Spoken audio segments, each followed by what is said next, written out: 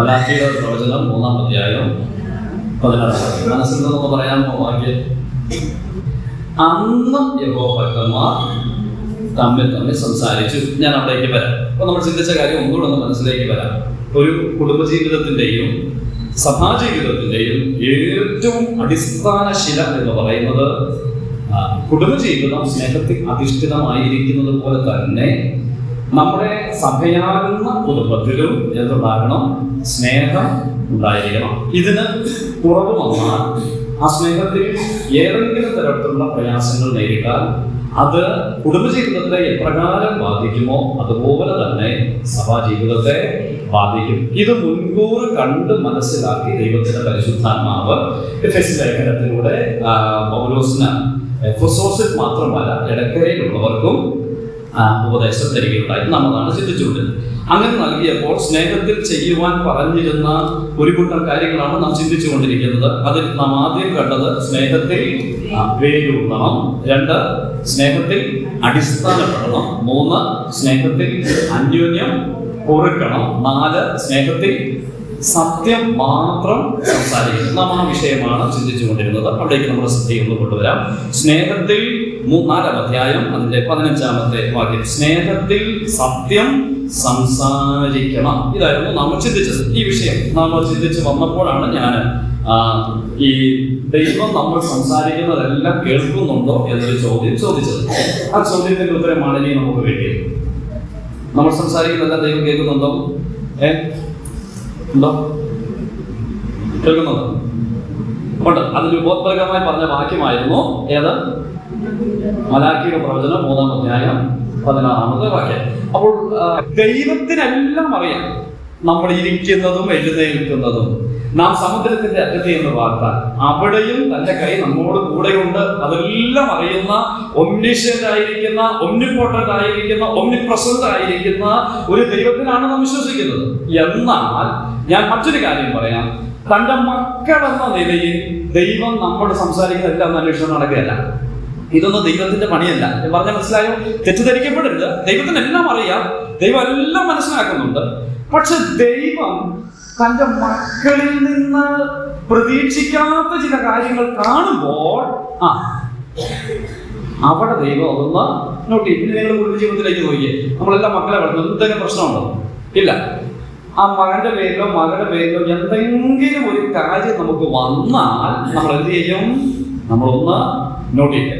തന്റെ മക്കളായിരിക്കുന്ന നമ്മളിൽ നിന്ന് ദൈവം ഒരിക്കലും പ്രതീക്ഷിക്കാത്ത ചില കാര്യങ്ങൾ കണ്ടു കഴിഞ്ഞാൽ ഉടനെ ദൈവം എന്ത് ചെയ്യുന്നറിയാമോ? അത് നോട്ട് ചെയ്യും. അല്ലെങ്കിൽ അത് നോട്ട് ചെയ്യേണ്ട ആവശ്യമേ ഇല്ല. ഇതാണ് വാസ്തവത്തിൽ മലാക്കി പ്രവചനം 3-ാം അധ്യായം 16-ാം വാക്യത്തിൽ നമ്മൾ വായിക്കുന്നത്. പെട്ടെന്നൊന്ന് വരാം, ഞാൻ അധികം വിശദീകരിക്കാതെ ആ ഭാഗം ഒന്ന് മനസ്സിലാക്കി തന്നിട്ട് മുമ്പോട്ട് പോവാം. ഏറ്റവും ഒടുവിലത്തെ പ്രവചനമായിരിക്കുന്ന മലാക്കി പ്രവചനത്തിലേക്ക് വരുമ്പോൾ ഇവിടെ ചില കാര്യങ്ങൾ സംഭവിക്കുന്നുണ്ട്. നിങ്ങളൊന്ന് ശ്രദ്ധിച്ച് 2-ാം അധ്യായത്തിന്റെ 17-ാമത്തെ വാക്യം നോക്കിയേ. 2:17, നിങ്ങൾ നിങ്ങളുടെ വാക്കുകളാൽ യഹോവയെ മുഷിപ്പിക്കുന്നു. എങ്ങനെ മുഷിപ്പിച്ച്? പ്രവൃത്തി എത്ര ഉണ്ടെങ്കിലും സഹിക്കാൻ മേലാത്തൊരു കാര്യമുണ്ട്. ഏതാ? നിങ്ങൾ എന്നോട് ചേർന്നൊന്ന് ചിന്തിച്ചേ. ഏറ്റവും വലിയ മുറിവെന്ന് പറഞ്ഞ ഏതാ? ഉള്ളതേ പറയുള്ളൂ. വെട്ടുന്ന മുറിവാണോ കുത്തുന്ന മുറിവാണോ? കുത്തുക ഞാൻ ഉദ്ദേശിക്കുന്നത് കത്തിക്കുള്ള കുത്തല്ല. പിന്നെയോ ഏറ്റവും വലിയ വേദനാജനകമായ മുറിവെന്ന് പറയുന്നത് വാക്കുകളാലുള്ള മുറിവ്. ആ മുറിവ് ഉണക്കാൻ വലിയ പാടാണ്. പക്ഷെ ഒരാൾ നമ്മളെ അറിയാതെ ഒന്ന് ഉപദ്രവിച്ചു, നമുക്ക് കൈക്കൊരു മുറിവ് പറ്റി, ആ മുറിവ് സ്റ്റിച്ച് ചെയ്ത് കുറെ കാലം കഴിയുമ്പോൾ അതങ്ങ് മാഞ്ഞു മുറിവുകളും ഒരു കുഴപ്പമില്ല. പക്ഷെ നമ്മുടെ ഹൃദയത്തിൽ ഏൽക്കുന്ന മുറിവ് വലിയ വേദന നമുക്കുണ്ടാക്കും. അതുകൊണ്ടാണ് യാക്കോബ് പറഞ്ഞത്, നാവ് എത്ര വലിയ ഒരു തീ കത്തുന്നത് പോലെ നാവും ഒരു തീ തന്നെ എന്നാണ് പറഞ്ഞിരിക്കുന്നത്. നാവും ഒരു തീ തന്നെ എന്നാണ് നാം വായിക്കുന്നത്. അപ്പോൾ നാവിനെ വളരെ സൂക്ഷിക്കേണ്ട ഒരു വിഷയമുണ്ട്. അതുകൊണ്ടാണ് പൗലോസ് ഇവിടെ പറഞ്ഞത്, നിങ്ങൾ എങ്ങനെ ചെയ്യണം? നിങ്ങൾ സ്നേഹത്തിൽ മാത്രമേ സംസാരിക്കാവൂ. സ്നേഹത്തിൽ എന്ത് മാത്രമേ സംസാരിക്കാവൂ? സത്യം മാത്രമേ സംസാരിക്കാം. അപ്പോൾ ഇവിടുത്തെ പ്രശ്നം എന്ന് പറഞ്ഞാൽ ഈ അവസാന സമയമൊക്കെ ആയപ്പോഴത്തേക്കും ഇസ്രായേൽ ജനത്തിന്റെ സാഹചര്യമൊക്കെ മാറി. ഇവർ ദൈവത്തിന് വിരോധമായിട്ട് തന്നെ പ്രവർത്തിക്കാനായിട്ട് തുടങ്ങി. അതിൽ ഏറ്റവും കൂടുതൽ പ്രശ്നമുണ്ടായത് മലാക്കി പ്രവചനം പഠിച്ചാൽ ഈ പ്രവചനത്തിൽ ഭക്തന്മാരുടെ സംസാരമാണ്, മറ്റുള്ളവരുടെ സംസാരമല്ല. ഭക്തന്മാരാണ് ഇവിടെ എല്ലാം എഴുന്നേറ്റ് വരുന്നത്. എന്നിട്ട് ഇവർ ചോദിക്കുന്ന ഒരു ചോദ്യമുണ്ട്, നിങ്ങൾ ശ്രദ്ധിച്ചു നോക്കിയേ. 2 അധ്യായത്തിന്റെ 17 ഒടുവിലത്തെ ഭാഗം ഞാൻ ഇങ്ങനെ വായിക്കാം. ദോഷം പ്രവർത്തിക്കുന്ന ഏവനും യഹോവയ്ക്ക് ഇഷ്ടമുള്ളവനാകുന്നു, അങ്ങനെയുള്ളവരിൽ അവൻ പ്രസാദിക്കുന്നു. അല്ലെങ്കിൽ ന്യായവിധിയുടെ ദൈവം എവിടെയെന്ന് നിങ്ങൾ പറയുന്നതിനാൽ തന്നെ. ഈ ഭക്തന്മാര് വൈകിട്ട് മീറ്റിങ്ങിന് പോയിട്ട് ഭക്തന്മാർ ഒരുമിച്ച് കൈ ഓർത്തിട്ട് പറയുകയാണ്, എന്താ പറയുന്നത്? ദൈവത്തിന് ഏറ്റവും ഇഷ്ടമല്ല ദുഷ്ടത പ്രവർത്തിക്കുന്നതാ. ദൈവം ഉണ്ടായിരുന്നെങ്കിൽ, ഒരു ന്യായം വിധിക്കുന്ന ദൈവം ഉണ്ടെങ്കിൽ എന്ത് സംഭവിച്ചേനെ? ഇവിടെ ന്യായവിധി സംഭവിച്ചേനെ? ഇല്ല. അപ്പൊ ആരില്ല? അപ്പൊ ദൈവം ഇല്ല. അപ്പോൾ ദൈവത്തിന്റെ പ്രവൃത്തിയില്ല. അപ്പൊ ഭക്തന്മാർ കൂടി ഇപ്പൊ സംസാരം എന്താ സംസാരിക്കുന്നേ?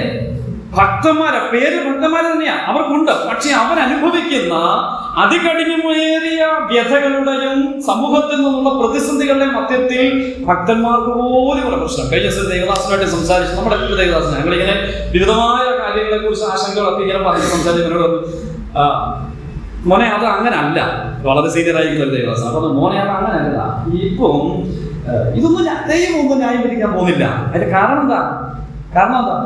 ഇതൊന്നും ന്യായവിധിക്കുന്നുള്ളതല്ല, ഇപ്പൊ ന്യായവിധിക്കത്തില്ല, അനുഭവിക്കാൻ കിടക്കുന്നുള്ളൂ, ന്യായവിധിക്കല്ല എന്ന് പറഞ്ഞാൽ ഈ ചിന്ത എവിടെ നിന്ന് വരാൻ തുടങ്ങി? ഭക്തന്മാരും പറയാൻ തുടങ്ങി. കൃഷ്ണകുടിച്ചാൻ പണ്ട് പറയുമായിരുന്നു, ഇത് കൃപായുഗം, ഒഴുത്തിന് ന്യായവിധിയില്ല, എല്ലാവരും അതുകൊണ്ട് അങ്ങനെ ചെയ്തുകൊണ്ടിരിക്കുന്ന. പഴയ നിയമകാലത്തായിരുന്നെങ്കിൽ ഉടനെ ന്യായവിധി വന്നേനെ എന്ന് അദ്ദേഹം പറയുകയുണ്ടായി. ഞാൻ ഇങ്ങനെ പറയട്ടെ, ദൈവമക്കളെ, ഈ ചിന്ത നമ്മെ പിന്നെയും ഭരിച്ചിട്ട് നാം എന്ത് ചെയ്തുകൊണ്ടിരിക്കുക? പാപത്തിന്റെ വഴികളിലൂടെ തുടർന്നുകൊണ്ടിരിക്കുക. ഭക്തന്മാർ കൂടുമ്പോൾ, ദൈവജനം ഒരുമിച്ച് കൂടുമ്പോൾ അറിഞ്ഞോ അറിയാതെ പറയുക, ന്യായവിധിയുടെ ദൈവം എവിടെ? ഇത് കേട്ടിട്ട് ദൈവം പറയാ, നിങ്ങളുടെ വാക്കുകളാൽ എന്നെ മോഷിപ്പിക്കും. ഇനി നിങ്ങൾ നോക്കിയ 3 അധ്യായം 13 വാക്യം വായിക്കാമോ? 3:13. നിങ്ങളുടെ വാക്കുകൾ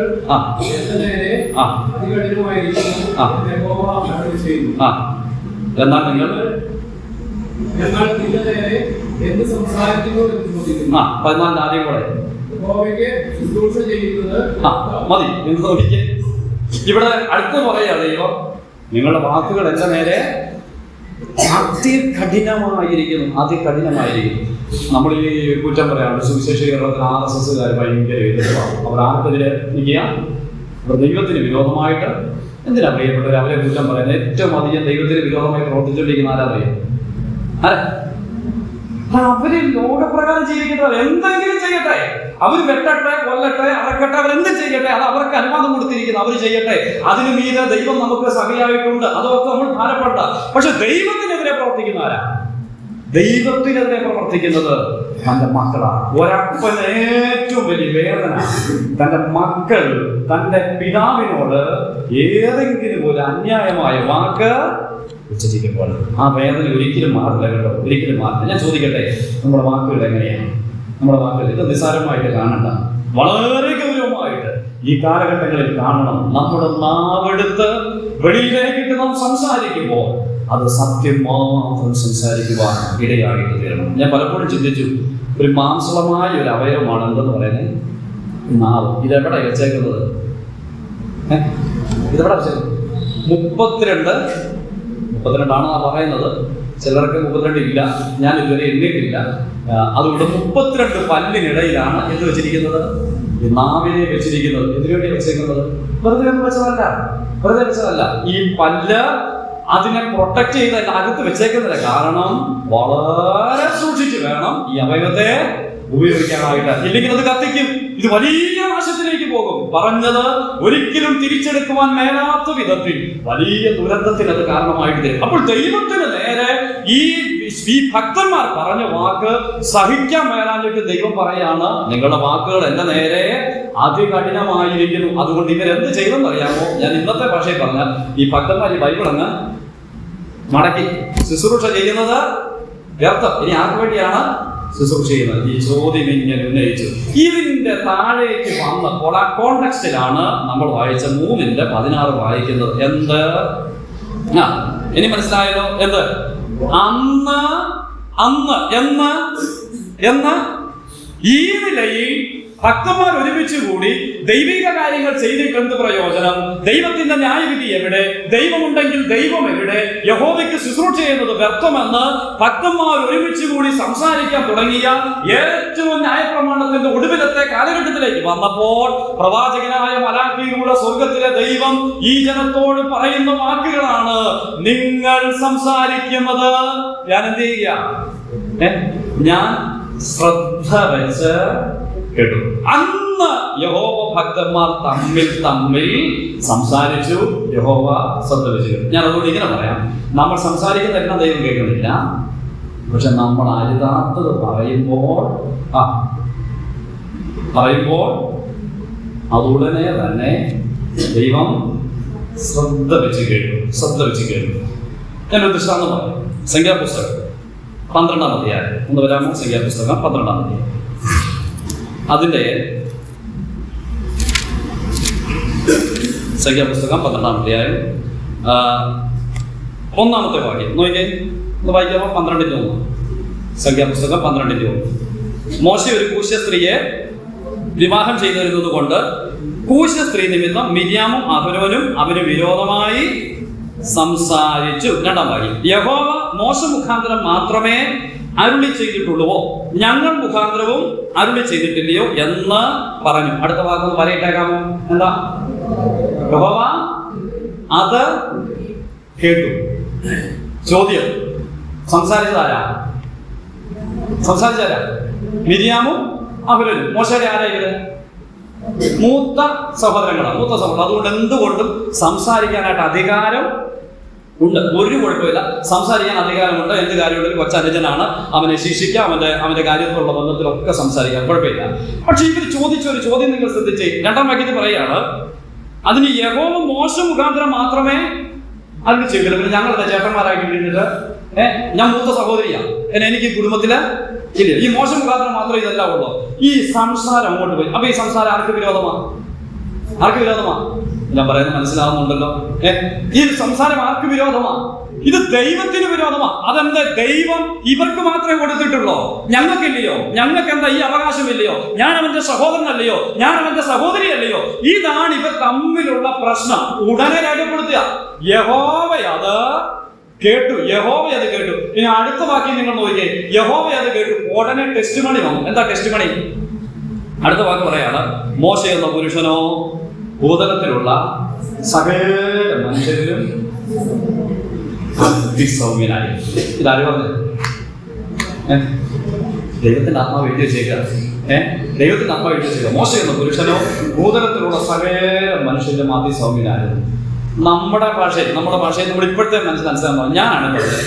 ഒരു കാര്യം ചെയ്തു, ഇനി മുതൽ നിങ്ങളൊക്കെ കാര്യമൊക്കെ നോക്കിക്കൂല്ലേ വെച്ചേക്കൂ. ഞാൻ എൻ്റെ പണിക്ക് പോവാ. ഇനി മുതൽ അങ്ങനെ നമുക്കറിയാം, സഭയിലൊക്കെ എന്തെങ്കിലും ചെറിയ ഇവിടുന്ന് ഇല്ലെന്ന് എനിക്കറിയാം കേട്ടോ. എന്നാലും ഞാൻ പറയാം, സഭയിലൊക്കെ എന്തെങ്കിലും ചെറിയ അസ്വസ്ഥ ഉണ്ടാവുന്ന പറയാം. ഇനി മുതൽ നിങ്ങളുടെ പാടായി എല്ലാവരും ചെയ്യുന്നതൊക്കെ ചെയ്തു. ഞാൻ ഇനി മുതൽ ഈ പണിക്കുന്നു ഇല്ല. നമ്മൾ അങ്ങനെ പോകുന്നത്. പക്ഷെ സ്വർഗത്തിലെ ദൈവത്തിനറിയാം ആര് വേദനിച്ചു. മോശ വേദനിച്ചു. ഉടനെ സാക്ഷ്യം പറയുക. എന്താ സാക്ഷ്യം പറഞ്ഞത്? ഭൂതലത്തിലുള്ള സകല മനുഷ്യരും അവൻ സൗമ്യന. ഇതാര് കണ്ടു?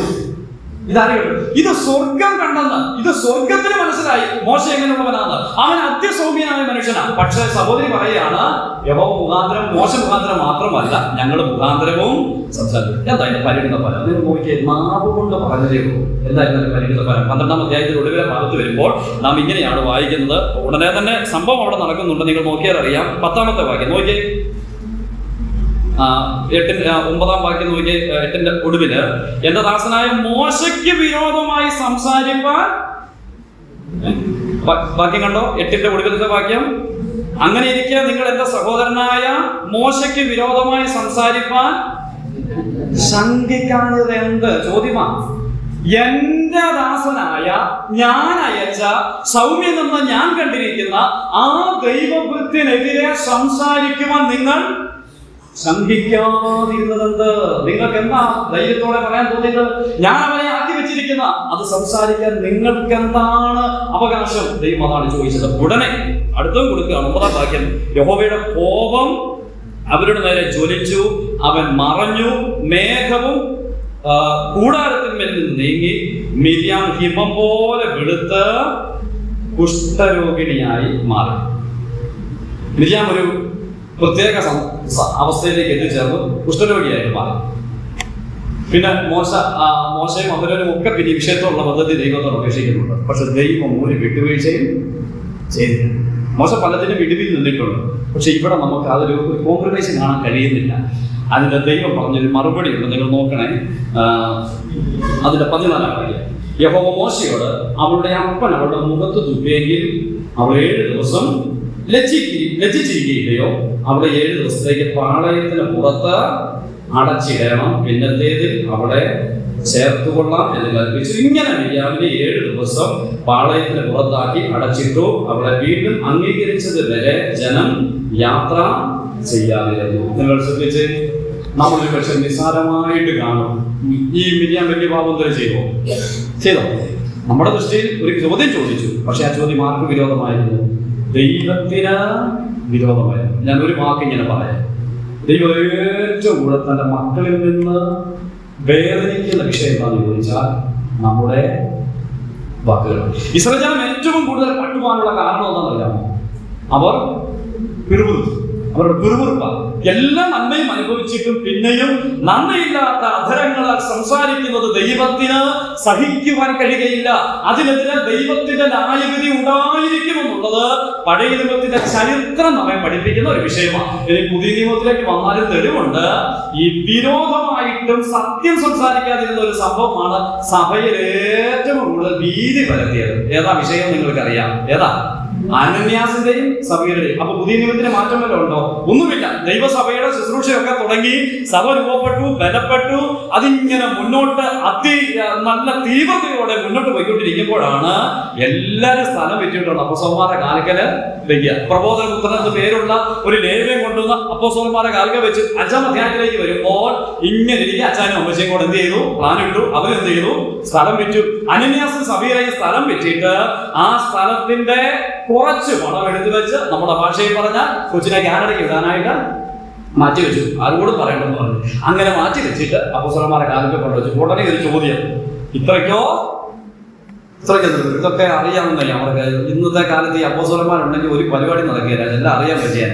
അപ്പോ ആ ഒറ്റ ചോദ്യമാണ്, ഇത്രയ്ക്കോ നിലം വിറ്റത്.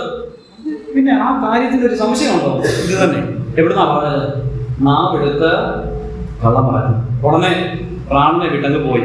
ഉടനെ അമ്മച്ചി പിന്നെ വരുവാ. അമ്മച്ചി വരുമ്പോ അമ്മച്ചിയോട് ചോദിക്കുമ്പോ അമ്മച്ചി പറയുക പിന്നെ അങ്ങനെ ഒരു എന്ന് പറഞ്ഞ അടുത്ത വാക്ക് അവിടെ പറയാം, നിങ്ങൾ പറഞ്ഞൊത്തത്. ഞാൻ ചോദിക്കട്ടെ, വീടുകളിൽ പറഞ്ഞു നോക്കാറില്ലയോ? ഇല്ലയോ? ഉണ്ട്. വീടുകളിൽ പറഞ്ഞു നോക്കാറുണ്ട്. ദൈവമക്കളെ യാത്ര ചെയ്യുമ്പോൾ സഹോദരന്മാർ ഒരുമിച്ച് കൂടിയ നമ്മുടെ സാന്നിധ്യമില്ലാത്ത മൂന്നാമനെ കുറിച്ച് പറഞ്ഞു വെക്കാറില്ലയോ? ഉണ്ട് ദൈവമക്കളെ. നമ്മൾ അറിഞ്ഞോ അറിയാതെയോ നമ്മുടെ നാവ് കൊണ്ട് ചെയ്തു വെക്കുന്ന വലിയ പാപമുണ്ട്. അതൊരിക്കലും സ്വർഗത്തിന് അംഗീകരിക്കുവാനായിട്ട് കഴിയുകയില്ല. ദൈവം ശുദ്ധീകരിച്ചതിനെ അശുദ്ധമെന്ന് പറയുവാൻ ആർക്കും അധികാരമില്ല. അത് ദൈവത്തിന്റെ നീതിയുള്ള പരങ്കരം വെളിപ്പെടും. അതുകൊണ്ട് നാം വളരെ ഭയത്തോടെ വേണം വിഷയത്തെ കാണുവാനായിട്ട്. അപ്പോൾ ഈ മിരിയാമിനോടുള്ള ബന്ധത്തിൽ പഴയ നിയമത്തിൽ ഈ സംഭവം ഉണ്ടായെങ്കിൽ പുതിയ നിയമത്തിൽ സഭയുടെ ആരംഭത്തെങ്കിലും ഇവരുടെ സംസാരത്തിൽ സ്വർഗത്തിലെ ദൈവത്തിന്റെ ന്യായവിധി ഇറങ്ങി വന്ന് അവരെ ഇല്ലാതാക്കി കളഞ്ഞു. അതുകൊണ്ട് നമ്മൾ വളരെ ഭയത്തോടെ വേണം നമ്മുടെ നാവെടുത്ത് വളരെ കാര്യങ്ങളെ സംസാരിക്കുന്നത് നാം വളരെ സൂക്ഷിക്കാനിടയായിട്ട് തീരണം. അപ്പോൾ ഇവിടെ നിന്ന് മിരിയാം കുഷ്ഠരോഗിണിയായിട്ട് തീർന്നതിന്റെ കാരണം പറഞ്ഞത് ദൈവം അത് ശ്രദ്ധ വെച്ച് കേട്ടു എന്നുള്ളതായിരുന്നു. ചിലയേറെ വേദഭാഗങ്ങൾ ഈ വിഷയം ഒന്ന് മനസ്സിലാക്കാനായിട്ടുണ്ട്. ഞാനെങ്കിലും ഒന്ന് പറഞ്ഞു പോകാം, നിങ്ങൾ വായിക്കേണ്ട. എഫെസ്യ ലേഖനത്തിന്റെ 4-ാം അധ്യായത്തിന്റെ 25-ാം വാക്യം നമ്മൾ ചിന്തിച്ചതാണ്, 29-ാം വാക്യം നമ്മൾ ചിന്തിച്ചതാണ്. ഒരു വേദഭാഗം ഞാൻ നിങ്ങൾ ശ്രദ്ധയിലൊന്ന് കൊണ്ടുവരാം. ഇതിന്റെ 39-ാം സങ്കീർത്തനം 1-ാമത്തെ വാക്യം എന്ന് വായിച്ചേ. 39-ാം സങ്കീർത്തനം അതിന്റെ 1-ാമത്തെ വാക്യം. 39-ാം സങ്കീർത്തനം 1-ാമത്തെ വലിയുള്ള വാക്യമാണ്.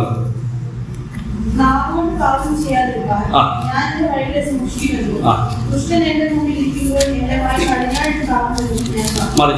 അവിടെ ഒരു വാക്ക് പ്രത്യേകം സങ്കീർത്തനക്കാരൻ പറയുന്നുണ്ട്, നാവ് കൊണ്ട് പാപം ചെയ്യാതിരിക്കാൻ ഞാൻ എൻ്റെ വഴികളെ സൂക്ഷിക്കും. അപ്പൊ നാവ് കൊണ്ട് പാപം ചെയ്യാൻ പറ്റുമോ? നമ്മുടെ വഴികളെ സൂക്ഷിക്കുക എന്ന് പറഞ്ഞാൽ നമ്മൾ കടന്നു പോകുന്ന വഴികളെ കുറിച്ചല്ല നാം ചിന്തിക്കേണ്ടത്. നമ്മുടെ നാവിനെ നാം എവിടെ പോയാലും സൂക്ഷിക്കണം. നാവ് കൊണ്ട് പാപം ചെയ്യാനുള്ള സാധ്യതയുണ്ട്. വ്യക്തമായിരിക്കുന്ന തെളിവുകളൊന്നും ഇല്ലെങ്കിലും മോശ എന്തുകൊണ്ടാണ് കനാൻ ദേശത്ത് പ്രവേശിക്കാൻ? എന്താ മോശ കനാൻ ദേശത്ത് പ്രവേശിക്കുന്ന കാര്യം? പാറയെ അടിച്ചു. ശരിയാണ്, ഞാൻ വിചാരിക്കുന്ന അങ്ങനെ തന്നെയാണ്. പക്ഷെ എനിക്ക് അതിന് അപ്പുറത്തൊരു കാര്യം പറയാനായിട്ട് ആഗ്രഹം. നമ്മളെല്ലാം മനസ്സിൽ നമ്മുടെ ചിന്ത പാറയോട് കൽപ്പിക്കാൻ പറഞ്ഞപ്പോൾ മോശ പാറയെ അടിച്ചു എന്നതാണ്. പക്ഷെ അതൊരു റീസൺ ആയിട്ട് അവിടെ എങ്ങും നമ്മൾ കാണുന്നില്ല. എന്നാൽ ദൈവവാക്യത്തിൽ എഴുതിയിരിക്കുന്ന ഒരു വാക്ക് ഞാനൊന്ന് സൂചിപ്പിക്കാം. അത് നിങ്ങളൊന്ന് മനസ്സിലൊന്ന് കണ്ടെച്ചാൽ മതി. ഒന്ന് നോക്കിയേ, 106-ാം സങ്കീർത്തനം. 106-ാം സങ്കീർത്തനം 33-ാമത്തെ വാക്യം. ഒരു ഹിന്റ് നമുക്ക് അവിടെ കാണാൻ കഴിയുന്നുണ്ട്, ഒരു റീസൺ. നിങ്ങൾ നോക്കിയേ, 32-33 ഒന്ന് വായിക്കാമോ? 106-ന്റെ 32-33. അച്ഛൻ 32 തൊട്ടൊന്ന് വായിക്കാമോ? മെരിബ വെള്ളത്തെങ്കിലും അവർ അവനെ കോപിപ്പിച്ചു. അവരുടെ നിമിത്തം മോശയ്ക്കും ദോഷം ഭവിച്ചു. പിന്നെ അവർ അവന്റെ മനസ്സിനെ കോപിപ്പിച്ചത് കൊണ്ട് അവൻ അധരങ്ങളാൽ അതിവേഗം സംസാരിക്കുന്നു. ഒരു വാക്ക് ഉപയോഗിച്ചിട്ടുണ്ട്, അവൻ അധരങ്ങളാൽ അവിവേകം സംസാരിച്ചു പോയി. അതുകൊണ്ട് എന്താ പറ്റിയത്? മോശയ്ക്കും, അങ്ങനല്ലേ വായിച്ചേ, അവരുടേക്ക് മോശയ്ക്കും ദോഷം ഭവിച്ചു. എനിക്കറിയില്ല, ഞാൻ ഇങ്ങനെ പറയാം. മോശ അവിടെ എന്തോ ഒരു വാക്ക് ഉച്ചരിച്ചു. മെരീബ വെള്ളത്തിങ്കൽ ഇസ്രായേൽ ജനം ചെയ്ത പാപനിമിത്തം അവർ ഇസ്രായേൽ മക്കൾ ഒരുമിച്ച് ദൈവത്തിന് വിരോധമായിട്ട് പ്രവർത്തിച്ചപ്പോൾ മോശയ്ക്ക് ഹൃദയത്തിനുള്ളിൽ കോപം ജ്വലിച്ചു. പക്ഷെ ഈ സമയത്ത് അവരുടെ നിമിത്തം മോശയ്ക്കും ദോഷം ഭവിച്ചു. മോശ എന്താ ചെയ്തത്? തന്റെ അധരങ്ങളാൽ അവിവേകം സംസാരിച്ചു പോയി. ഞാനൊരു വാക്ക് പറയട്ടെ, പ്രവൃത്തിയാൽ മോശ ചെയ്തതിനേക്കാൾ ദൈവം കണക്കിട്ട ഒരു കാര്യമുണ്ട്. എന്തോ ഒരു കാര്യം മോശ സംസാരിച്ചു. ഈ ആവർത്തന പുസ്തകം ഒടുവിലത്തെ അധ്യായത്തിലേക്ക് വരുമ്പോൾ സത്യം പറഞ്ഞ പൊട്ടി ചങ്ക് തകർന്ന് വായിക്കേണ്ട ഒരു അധ്യായമാണ് ഏറ്റവും ഒടുവിലത്തെ അധ്യായം. അതിന്റെ കാരണം ഏകദേശം ഒരു 40 വർഷത്തോളം മരുഭൂമിയിലൂടെ ഇസ്രായേൽ ജനതയൊക്കെ നടത്തി കൊണ്ടുപോയ ഒരു മനുഷ്യനാണ് ആര്? മോശ. ഈ മോശയെ കൊണ്ടുപോയിട്ട് ദൈവം കാണിക്കുക, അതാണ് ആ കാണുന്നതാണ് കാനാൻ ദേശം. അടുത്ത വാക്ക് പറയാം, നീ അവിടെ. പലപ്പോഴും ഇത് വായിക്കുമ്പോൾ എൻ്റെ ഹൃദയത്തിൽ വളരെ വേദന തോന്നാറുണ്ട്. ഞാനതുകൊണ്ട് എപ്പോഴും ഇങ്ങനെ ഈ സന്തോഷം കൂടുമ്പോൾ ഇങ്ങനെ സ്വർഗത്തിൽ പോയി എനിക്ക് കാണാനുള്ള ഏറ്റവും പ്രധാനപ്പെട്ട 2 വ്യക്തികളിൽ ഒരാളാണ് മോശ. കാരണം ആ മനുഷ്യനെ കണ്ടിട്ടേ വേറൊരാളെ കാണാൻ പറ്റുള്ളൂ. മറ്റൊരാളെ പുതിയ നിയമത്തിലെ പൗലോസ. ഇവരെ 2 പേരും കാണാൻ കർത്താവിനെ കണ്ടു കഴിഞ്ഞാൽ പിന്നെ ബാക്കിയുള്ളവർ പോകത്തുള്ളൂ. അപ്പോൾ ഞാൻ പറഞ്ഞതിന് കാരണം എന്താണെന്ന് ചോദിച്ചാൽ, ഇതുപോലെ കർത്താവിന് വേണ്ടി നിന്നിട്ട് ആ മോശയെ സ്വർഗത്തിലെ ദൈവം എവിടെ കടത്തിയില്ല? കാനാനിൽ കടത്തിയില്ല പ്രിയപ്പെട്ടവരെ. അതിന്റെ കാരണം പറയുക. എന്താ കാരണം? അടിച്ചതാണോ എന്നൊന്നും എനിക്കറിയില്ല, അതൊന്നും രേഖപ്പെടുത്തിയിട്ടില്ല. പക്ഷെ ഒരു ഹിന്റ് ഞാൻ പറയാം, അവൻ അധരങ്ങളാൽ അവിവേകം സംസാരിക്കും. ഇത്ര വലിയ പാപമാണോ ഇത്? ഇത്ര വലിയ പാപമാണ്. നമ്മുടെ ഹൃദയത്തിന്റെ ഉള്ളിൽ നിന്ന് നിറഞ്ഞു കവിയുന്നത് അത്രേ വായ സംസാരിക്കുന്നത്. അതങ്ങോട്ട് വെളിയിലേക്ക് വരുമ്പോൾ സ്വർഗത്തിന് അംഗീകരിക്കാൻ കഴിയില്ല. നമുക്കറിയാം, വീടുകളിൽ കുഞ്ഞുങ്ങൾ സംസാരിക്കാറുണ്ട്. അവരെന്തായാലും ഇന്നലെ കേട്ടിട്ട് വരെ ഇന്നത് പറയും. നമ്മൾ പറയുന്നത് അങ്ങനെയല്ല. നമ്മളൊരു കാര്യം പറയുമ്പോൾ ഇത് നമ്മുടെ അകത്തുനിന്നാണ് വെളിയിലേക്ക് വരുന്നത്. അപ്പോൾ ഇത് ആദ്യം അറിയുന്നത് അറിയാമോ? അകത്തുനിന്ന് വരുന്നത് കൊണ്ട് ഇത് സ്വർഗം അറിഞ്ഞിട്ടാണ് നമ്മുടെ നാവിലൂടെ പുറപ്പെട്ടു വരുന്നതെങ്കിൽ അതിനെ അതുപോലെ രേഖപ്പെടുത്തി വെക്കുകയാണ്. അതുകൊണ്ട് ദൈവമക്കൾ വളരെ സൂക്ഷിക്കണം. എന്ത്? നമ്മുടെ നാവ് കൊണ്ട് നമ്മൾ പാപം ചെയ്യുവാനുള്ള സാധ്യതയുണ്ട്. അതുകൊണ്ട് നാവ് കൊണ്ട് പാപം ചെയ്യാതിരിക്കാൻ നമ്മുടെ വഴികളെ നമ്മൾ വളരെ സൂക്ഷിക്കുവാനായിട്ട് ഇടയായിട്ട് തീരണം. ഞാൻ 1-2 ആശയങ്ങളുടെ വിഷയത്തോടുള്ള ബന്ധത്തിൽ പറഞ്ഞിട്ടെന്ന് പോകാം. ഈ പുതിയ നിയമത്തില് പ്രത്യേകിച്ച് നാം ഈ ഈ എഫേസ്യ ലേഖനത്തിലും ഗലാത്യ ലേഖനത്തിലും ഒക്കെ വരുമ്പോൾ ആത്മാവിന്റെ പ്രവർത്തികളെ കുറിച്ച് വായിക്കുന്നുണ്ടെങ്കിലും നിങ്ങൾ എഫേസ്യ ലേഖനത്തിൽ വന്നേ നമ്മൾ ആ ലേഖനത്തിലാണല്ലോ നിൽക്കുന്നത്. ഈ എഫേസ്യ ലേഖനത്തിൽ വരുമ്പോൾ ആത്മനിറവിന്റെ അടയാളം എന്താണെന്ന് അവിടെ രേഖപ്പെടുത്തിയിട്ടുണ്ട്. 5-ാം അധ്യായം 19-ാമത്തെ വാക്യം വായിക്കാമോ? 19, 20, 21 വാക്യം എന്നോട് ചേർന്ന് പെട്ടെന്നൊന്ന് വായിച്ച് നമുക്ക് മുമ്പോട്ടൊക്കെ പോകാം. പെട്ടെന്ന്.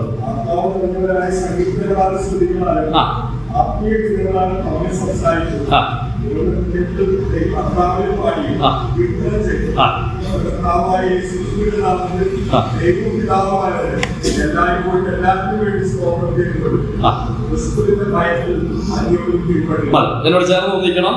ഈ ഭാഗം വളരെ പരിചയമുള്ള എന്ന ആത്മനിറവിന്റെ അടയാളം എന്തൊക്കെയാ പറഞ്ഞേ? എത്ര കൂട്ടം കാര്യങ്ങളുണ്ട്? എല്ലായിടത്തും നോക്കണ്ട. എത്ര കൂട്ടം കാര്യങ്ങളുണ്ട്? എല്ലാവരും എണ്ണാൻ തുടങ്ങി. എത്ര ഉണ്ട്?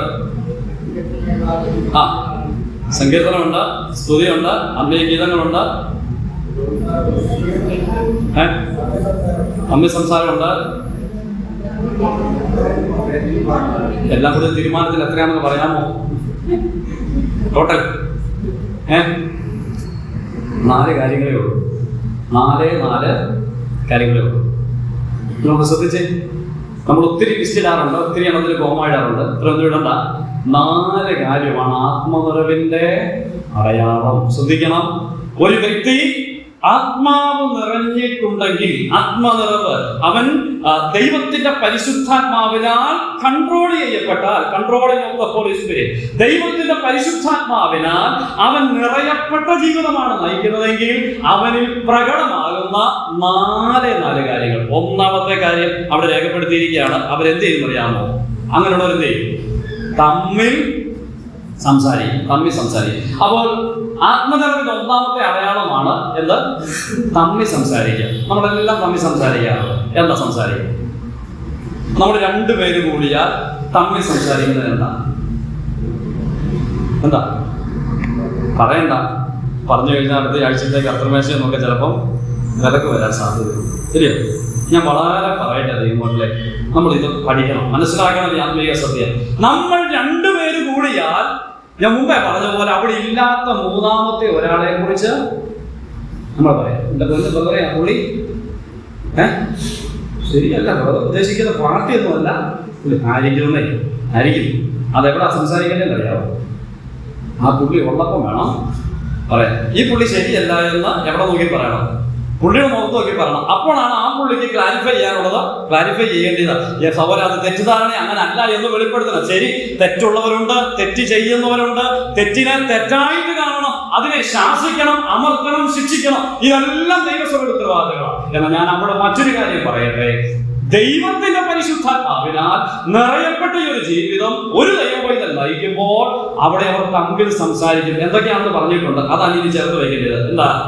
ആത്മാവ് നിറഞ്ഞവരായി സങ്കീർത്തനങ്ങളാലും സ്തുതികളാലും ആത്മീക, അപ്പൊ ദൈവമക്കൾ സ്പിരിച്വലി ദൈവത്തിന്റെ പരിശുദ്ധാത്മാവിനെ കൺട്രോൾ ചെയ്യപ്പെടുന്ന ദൈവമക്കൾ ഒരുമിച്ച് കൂടിയ അവിടെ എന്തുണ്ടാവും? ഈ 3 കാര്യങ്ങൾ സംഭവിക്കണം. ഇത് സംഭവിച്ചേ മതിയാവുള്ളൂ. അതുകൊണ്ട് ഞാനൊരു വാക്ക് പറയാം. നമ്മളൊക്കെ ഒരുമിച്ച് കൂടുമ്പോൾ ഉടനെ തന്നെ നമ്മൾ എന്ത് ചെയ്യണം? അവിടെ ഒരു സങ്കീർത്തനം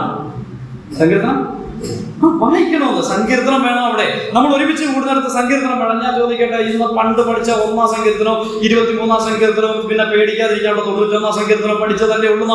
നമ്മൾ പുതിയ സങ്കീർത്തനം പിന്നെ വായിക്കാറില്ല, നമ്മൾ ചിന്തിക്കാറില്ല. അതുകൊണ്ട് ഞാൻ പറയാം, നമ്മൾ കൂടുന്നിടത്ത് ദൈവമക്കൾ 2 പേർ ഒരുമിച്ച് കൂടിയാൽ ദൈവത്തിന്റെ പരിശുദ്ധാത്മാവിനാൽ നിയന്ത്രിക്കപ്പെട്ടവനാണെങ്കിൽ അവരെന്ത് ചെയ്തിരിക്കും? അവിടെ സങ്കീർത്തനം ഉണ്ടാകും. പിന്നെയോ സ്തുതികൾ ഉണ്ടാകും. പിന്നെ ആത്മീക ഗീതം ഉണ്ടാകും. അത് നമ്മുടെ പാഠ്യപുസ്തകത്തിന്റെ പേര് ആത്മീയ ഗീതം. അതുകൊണ്ട് നമ്മൾ ഇരുന്ന് സൈമൺ സാറിന്റെ പാട്ടെല്ലാം നമ്മുടെ വായി കയറാത്ത പാട്ട് പാടുക നല്ല ഇതിന്റെ അർത്ഥം. പിന്നെ ഏതാ? അവിടെ ആത്മീയ ഗീതം ഉണ്ടാകുന്ന വെച്ചാൽ സ്പിരിച്വലി നമുക്ക് ഹൃദയത്തിനുള്ളിൽ ആശ്വാസമാകുന്ന, കാരാഗ്രഹത്തിന്റെ ഉള്ളിൽ കിടന്ന് പാടി ദൈവത്തെ സ്തുതിച്ച അപ്പോസ്തലന്മാരെ പോലെ അവർ പാടിയ പാട്ട് പാടണം. അതിനെവിടെ വരണം എന്നറിയാമോ? ദൈവവചനത്തിൽ നമ്മൾ എത്തിച്ചേരണം. ദൈവത്തിന്റെ. അപ്പോൾ എന്ത് ചെയ്യണം? 1-ാമത് പരിശുദ്ധാത്മ നിറവ് അനുഭവിക്കുന്ന ഒരു ദൈവ പൈതൽ അവർ തമ്മിൽ സംസാരിക്കും. ഞാൻ ഇങ്ങനെ പറയാം, ഞാൻ ഇന്നൊന്ന് പോവുകയാണല്ലോ, ഇന്ന് തൊട്ട് നമുക്കൊരു മാറ്റം ഉണ്ടാകണം. കർത്താവേ, ഞങ്ങൾ വരുന്ന ദിവസങ്ങളിൽ ഞങ്ങൾ കൂടുമ്പോൾ ഒരുമിച്ച് അങ്ങനെ സംസാരിക്കാൻ ഞങ്ങളെ സഹായിക്കണം. ഞങ്ങൾ കൂടുന്നിടത്ത് മറ്റ് ആരെക്കുറിച്ചും പറയാനല്ല, കൂട്ടുകാരുടെ കാര്യം പറയാനല്ല, അയൽവക്കക്കാരുടെ കാര്യം പറയാനല്ല, നമുക്കൊരു സ്പിരിച്വൽ സ്ട്രെങ്ത് ഉണ്ടാകാൻ വേണ്ടി നമ്മൾ ആത്മീയ കാര്യങ്ങൾ സംസാരിക്കണം. ഇനി 2 ആത്മനിറവിന്റെ അടയാളം നിങ്ങൾ നോക്കിക്കേ. ഹൃദയത്തിൽ കർത്താവിന് പാടും. അപ്പൊ ഈ ഹൃദയത്തിൽ എന്തുണ്ടാകണം? ഹൃദയത്തിൽ ഒരു പാട്ട് ഉണ്ടാകണം. പിള്ളേർക്കൊക്കെ ഇപ്പോൾ ഒത്തിരി പുതിയ പാട്ടുകൾ വന്നിട്ടുണ്ട്. അത് പിള്ളേരായിരുന്നു അല്ലാതെ ഞാനിപ്പോൾ അത് പറയുന്നത്. പിള്ളേരിപ്പോൾ പല ഇപ്പോൾ എക്സസൈസ് ചെയ്യാനൊരു പാട്ടുണ്ട് അല്ലേ? ഇപ്പൊ എല്ലാവരും അതിന്റെ പുറകെ, എല്ലാവരും ഭയങ്കര എക്സസൈസ് ആണ്. ഞാൻ അറിഞ്ഞനുസരിച്ച് നമ്മുടെ ആന്റിമാരൊക്കെ ഇപ്പൊ അത്യാവശ്യം ശരീരം കുറയ്ക്കാൻ വൈകിട്ട് 4 മണി കഴിഞ്ഞാൽ പിന്നെ ഇതാണ് പരിപാടി. എല്ലാവരും പാട്ടാണ്. ഞാൻ പറയാം, ഇവിടെ കുറയ്ക്കുകയോ കുറയ്ക്കാതിരിക്കുകയോ ഒക്കെ ചെയ്തോ കുഴപ്പമില്ല.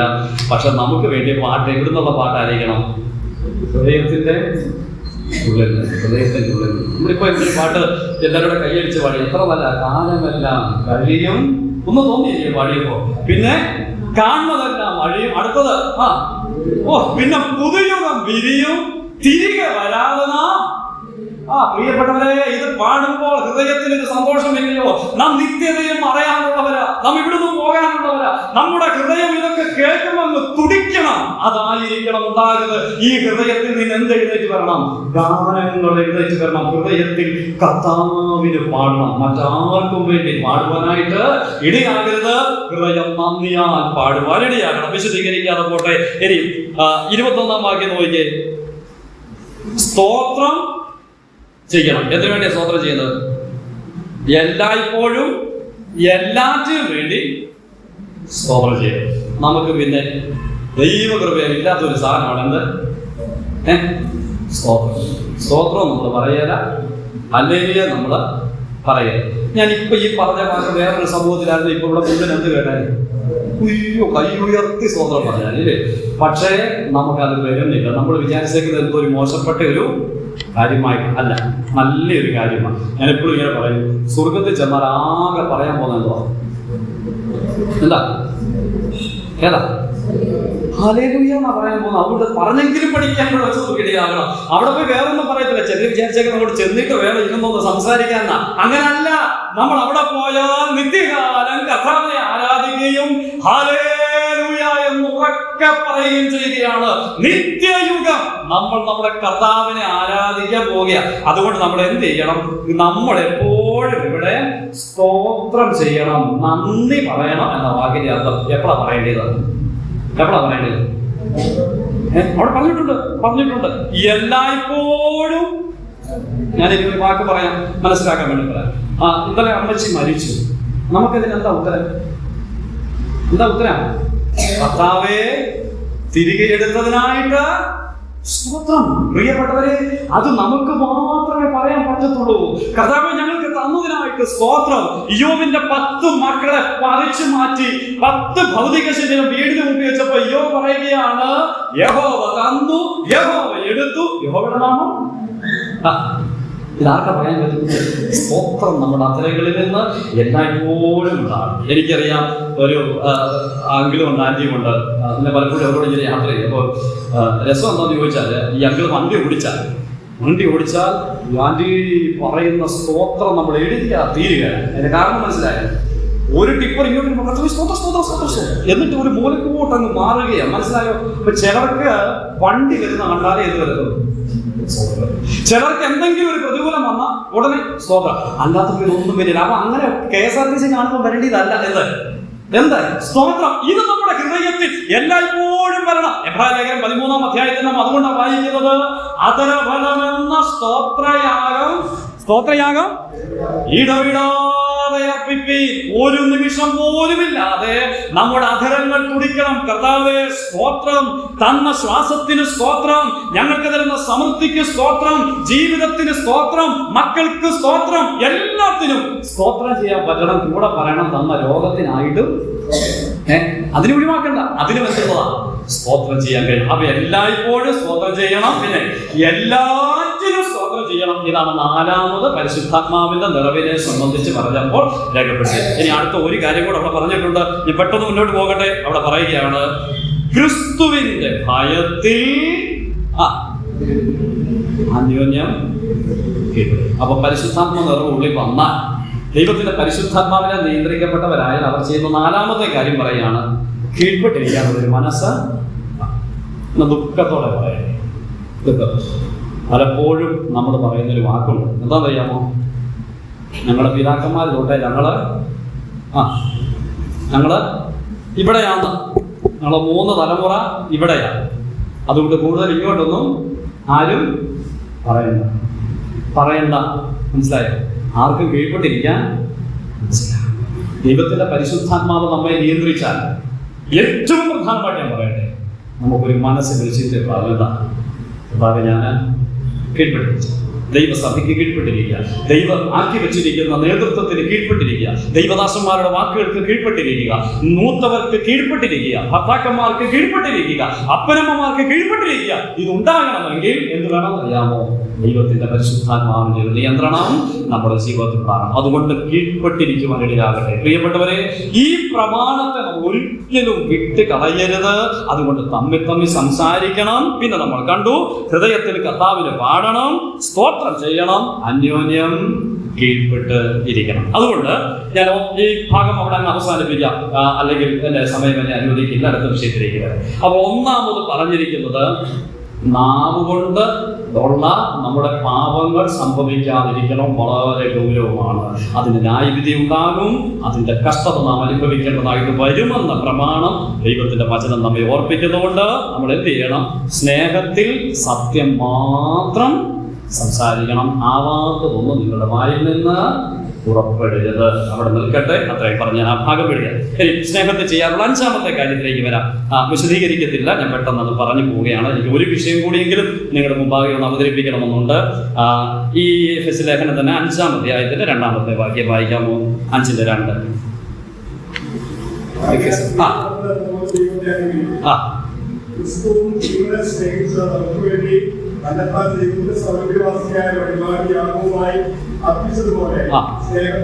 മതി. സ്നേഹത്തിൽ ചെയ്യാനുള്ള 5-ാമത്തെ കാര്യം, വാക്ക് ഇൻ ലവ്. സ്നേഹത്തിൽ നടക്കണം. എന്നോട് ചേർന്ന് 5 കാര്യങ്ങളൊന്ന് പറയാമോ? കൂടുതൽ പഠിച്ചിട്ട് കാര്യമില്ല, പെട്ടെന്ന് ഓർക്കാനായിട്ട് പറയാമോ? 5 കാര്യങ്ങൾ. സ്നേഹത്തിൽ വേരൂന്നണം, സ്നേഹത്തിൽ അടിസ്ഥാനപ്പെടണം, സ്നേഹത്തിൽ അന്യോന്യം പൊറുക്കണം, സ്നേഹത്തിൽ സത്യം മാത്രം സംസാരിക്കണം, 5 സ്നേഹത്തിൽ നടക്കണം. എന്താ ഇവിടെ പറഞ്ഞിരിക്കുന്നത്? നിങ്ങൾ സ്നേഹത്തിൽ നടക്കണം. സ്നേഹത്തിൽ നടക്കുക എന്ന് പറഞ്ഞാൽ നമ്മുടെ പ്രായോഗിക ജീവിതം എങ്ങനെയായിരിക്കണം? പ്രായോഗിക ജീവിതത്തെ കാണിക്കണം. അപ്പോൾ നിങ്ങളുടെ പ്രായോഗിക ജീവിതത്തിൽ ഈ ദൈവ സ്നേഹം വെളിപ്പെടുവാൻ ഇടയായിട്ട് തീരണം. ഒരു സ്ഥലത്തൊരു അങ്കിൾ അറിയപ്പെടുന്നത് തെറ്റാലി എന്നാണ്. തെറ്റാലി, മനസ്സിലായി? ആ സ്ഥലത്ത് ചെന്നിട്ട് അദ്ദേഹത്തെ നമ്മൾ പേര് പറഞ്ഞ് അറിയത്തില്ല. അപ്പൊ എനിക്ക് അബദ്ധം പറ്റിപ്പോയത്, ഞാൻ ഇദ്ദേഹത്തെ കാണാൻ വേണ്ടി ചെന്നു. അദ്ദേഹത്തിന്റെ പേരൊക്കെ എന്നോട് പറഞ്ഞു തന്നു. ഞാൻ അദ്ദേഹത്തെ കാണാൻ ആ ജംഗ്ഷൻ ചെന്നിച്ചോടി, ഇവിടെ ഇന്നയാളുടെ വീടുണ്ടോ എന്ന് ചോദിച്ചു. അവരെ എത്ര നോക്കണം, ഇങ്ങനെ ഒരാൾ ഇവിടെ ഒന്നും ഇല്ല. അപ്പൊ പിന്നെ ഇങ്ങനെ പറഞ്ഞ് ഊഹമൊക്കെ പറഞ്ഞ് ഇങ്ങനെ വന്നു കഴിഞ്ഞാൽ, തെറ്റാലിയാണോടാ ഇനി ഈ പുള്ളി ഉദ്ദേശിക്കുന്നത്? തെറ്റാലി, അതെന്തോ സംഭവം? അപ്പോഴാണ് എനിക്കിന്റെ കാര്യം മനസ്സിലായത്. ഇദ്ദേഹം എന്ത് ചെയ്തെന്നറിയാമോ? ഇദ്ദേഹത്തിന്റെ നാട്ടുകാർ വിളിക്കുന്ന പേരാണ് തെറ്റാലി. അപ്പൊ വിളിക്കാൻ ഒരു കാരണമുണ്ട്. ഇദ്ദേഹം ഈ നാട്ടില് വിദേശത്തൊക്കെ ആയിരുന്നു. എന്നിട്ട് നാട്ടിൽ വന്നപ്പം ഈ നല്ലൊരു മതിലൊക്കെ കെട്ടി അതിൻ്റെ കപ്പയിട്ടപ്പം അതിലൊക്കെ വീട്ടിലെ കോഴി ഭയങ്കര ശല്യം. അപ്പൊ ഇദ്ദേഹത്തിന്റെ പണി രാവിലെ കയറി തെറ്റാലി കല്ലും പിടിച്ചോണ്ട് ഇങ്ങനെ ഇരിക്കും. വരുന്ന കോഴിയെല്ലാം ഇദ്ദേഹം കല്ലിനടിക്കും. നാട്ടുകാർ ഇദ്ദേഹത്തിനൊരു പേരിട്ടു, എന്താ? തെറ്റാലി. ഞങ്ങൾക്ക് വെടി കിട്ടിയോ? അപ്പൊ ദേശത്തെ സാക്ഷി എന്തുവാ? തെറ്റാലി. ഞാൻ ഇതിനെയൊക്കെ ഓരോ വീട്ടിൽ കൂടെ പോകാതിരിക്കുന്നത് നന്നായി എനിക്ക് തോന്നുന്നു.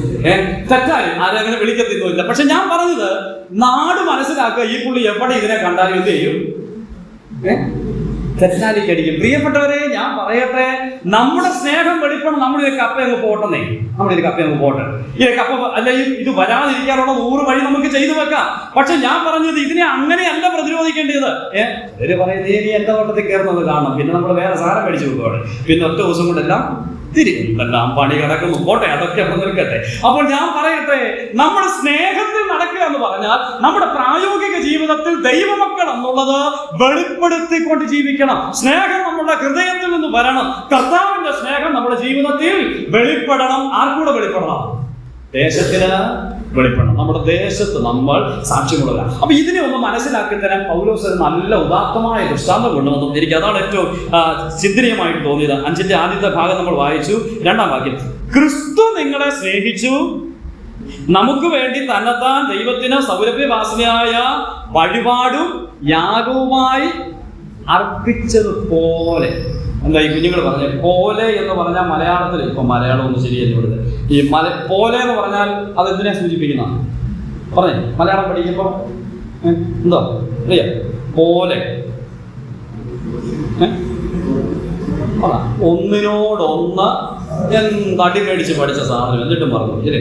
ഒന്നിനോടൊന്ന് സാദൃശ്യം ചൊന്നാൽ ഉപമയാമത്. അപ്പൊ ഒരു ഉപമ പറഞ്ഞു കൊടുത്തേക്ക. എന്താ? ഒന്നിനോടൊന്ന് സാദൃശ്യപ്പെടുത്തിയേക്ക. ഏതിനോടാ സാദൃശ്യപ്പെടുത്തിയത്?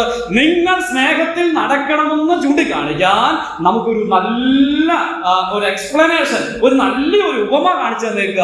ക്രിസ്തു നിങ്ങളെ സ്നേഹിച്ച് തന്നെത്താൻ ദൈവത്തിന് സൗരഭ്യവാസനയായ വഴിപാടും യാഗവുമായി അർപ്പിച്ചതുപോലെ നിങ്ങൾ സ്നേഹത്തിൽ നടക്കണം എന്ന് പറഞ്ഞാൽ കർത്താവിനെ പിടിച്ച് അടിച്ചപ്പോ കർത്താവ് എന്തെങ്കിലും ചെയ്തു? കർത്താവിനെ കുന്തത്തിൽ കുത്തിയപ്പോ കർത്താവ് എന്തെങ്കിലും ചെയ്തു? ഇല്ല, കർത്താവ് ഒന്നും ചെയ്തില്ല.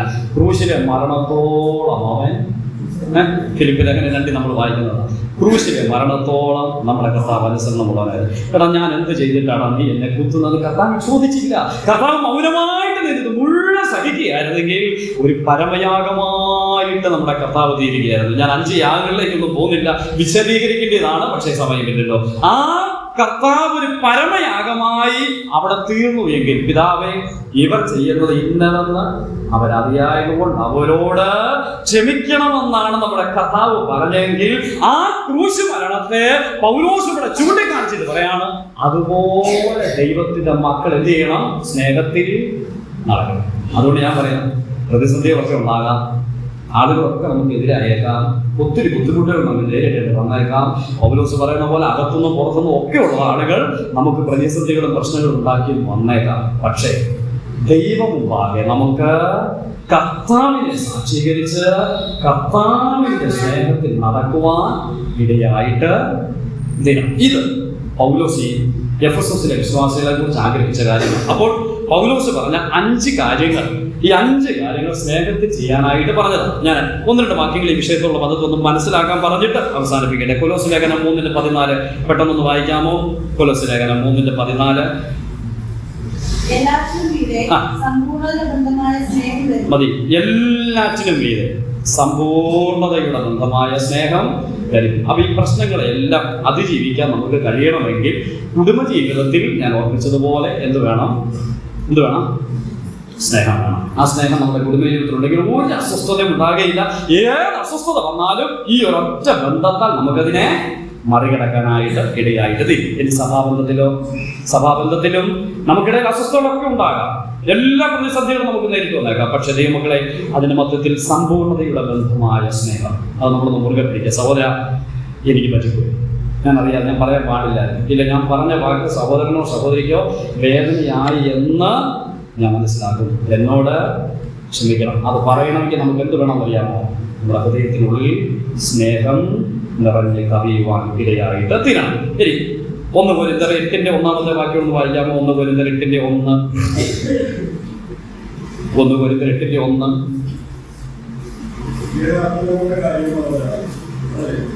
1 കൊരിന്ത്യർ 8:1.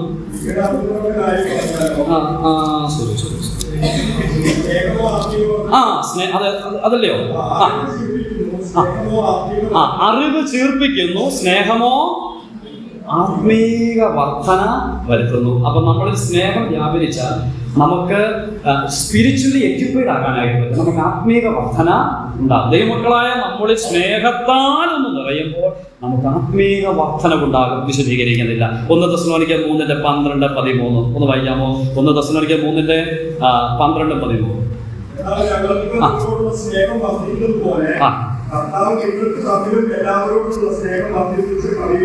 മതി. സ്നേഹം എങ്ങനെ ആയിത്തീരണം? വർദ്ധിച്ചു വരണം. അന്ത്യകാലത്തെ കുറിച്ചുള്ള ഒരു പരാമർശമാണ് അവിടെ പറയുന്നത്. അപ്പോൾ ഈ കാലം അതിന്റെ അന്ത്യത്തിലേക്ക് അടുക്കുമ്പോൾ നഷ്ടപ്പെട്ടു പോകാൻ സാധ്യതയുള്ള ഒരു വിഷയമാണ് എന്ത്? സ്നേഹം. അതുകൊണ്ട് എന്ത് ചെയ്യണം? സ്നേഹം വർദ്ധിച്ചു വരണം. ദൈവമക്കൾക്കിടയിലെ സ്നേഹം വർദ്ധിച്ചു വരുവാനായിട്ട് ഇടയായിട്ട് തരും. പൗലോസ് ഈ വിഷയമൊക്കെ പറഞ്ഞു. എഫെസോസിലേക്കുള്ള ഈ ലേഖനം അവസാനിപ്പിച്ചു. എഫെസ് ലേഖനം എഴുതിയത് AD 60 കാലങ്ങൾ മുന്നോട്ട് പോയി.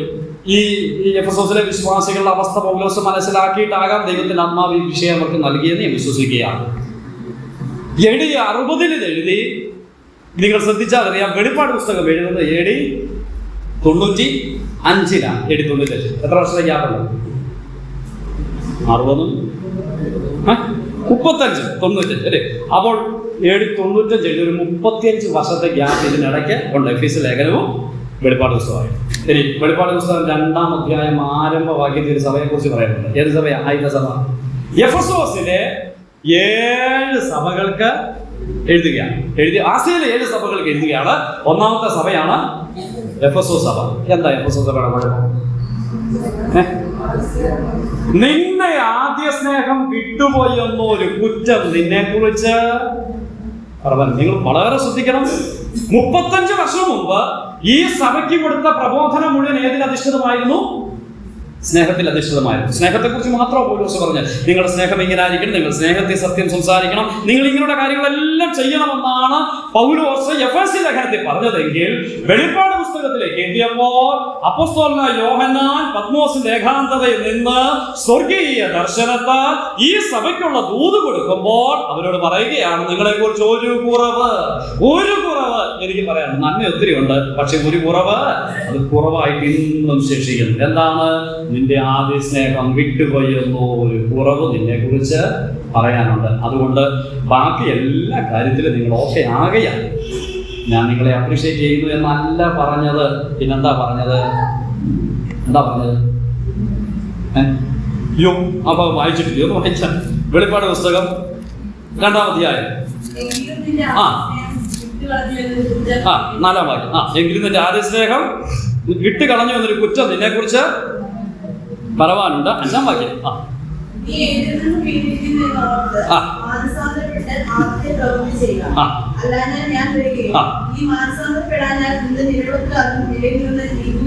മതി. പ്രിയപ്പെട്ടവരെ, വളരെ ഭയത്തോടെ ഈ വിഷയം ഒന്ന് ചിന്തിക്കണേ. ഇവിടെ പറയുകയാണ്, ആദ്യത്തെ പ്രവൃത്തി ചെയ്യുക, നീ ഏതിൽ നിന്ന് വീണിരിക്കുന്നു എന്നോർത്ത്. അപ്പൊ ഇവിടെ വീഴ്ച പറ്റിയ വിഷയം ഏതാ? സ്നേഹമില്ല. ഇനി എന്തായാലും പരിഹാര മാർഗം ബാക്കിയെല്ലാം ഉണ്ട് കേട്ടോ. അവർ കള്ളന്മാരെന്ന് ചിലരെ കണ്ടു, അവരെയൊക്കെ മാറ്റി നിർത്തി. പിന്നെ താഴേക്ക് വരുമ്പോൾ നമ്മൾ വായിക്കുന്നുണ്ട്, നിങ്ങൾ നിക്കലോബിയുടെ നടപ്പ്, അതിനെ നിങ്ങൾ പരിഹസിക്കുന്നുണ്ട്, നിങ്ങൾ മാറിയിരിക്കുന്നു. ഇതെല്ലാം കാര്യം നല്ല ഉപദേശമൊക്കെ കാത്തു സൂര്യ എല്ലാം ശരിയുണ്ട്. പക്ഷെ ഒരൊറ്റ കുഴപ്പമുണ്ട്. എന്താ കുഴപ്പം? ഇവർക്കിടയിൽ സ്നേഹമില്ല. അപ്പൊ സ്നേഹമില്ലാത്തതുകൊണ്ട് പൗലോസ് പറയാണ്, നിങ്ങളുടെ സ്നേഹമില്ല, അതൊരു കുറവായിട്ട് ഞാൻ കാണുന്നു. എന്നിട്ട് പറയാ, നീ ഏതിൽ നിന്ന് വീണിരിക്കുന്നു എന്നോർത്ത് ആദ്യത്തെ പ്രവൃത്തി ചെയ്യുക. ചുരുക്കത്തിൽ ഞാനിങ്ങനെ പറയാം, നിങ്ങൾ ആ പ്രഥമമായ സ്നേഹത്തിലേക്ക് മടങ്ങി വരിക. ഇതാണ് ഇതിന്റെ റെമഡി. നിങ്ങൾ മടങ്ങി സ്നേഹത്തിലേക്ക് വരിക. വന്നിട്ടേയുള്ള കുഴപ്പം പറഞ്ഞിട്ടുണ്ട്. അതാണ് നമ്മൾ ഭക്തിയോടെ സൂക്ഷിക്കേണ്ട ഒരു വിഷയം. എന്താ? അല്ലാഞ്ഞാൽ ഞാൻ വരികയും നീ മാനസാന്തരപ്പെടാഞ്ഞാൽ നിന്റെ നിലവിളക്ക് അതിന്റെ സ്ഥാനത്ത് നിന്ന് നീക്കിക്കളയും. ഇവിടുത്തെ നിലവിളക്ക് ഏതാ നിലവിളക്ക്? പറഞ്ഞു തുടങ്ങുന്നുണ്ട്.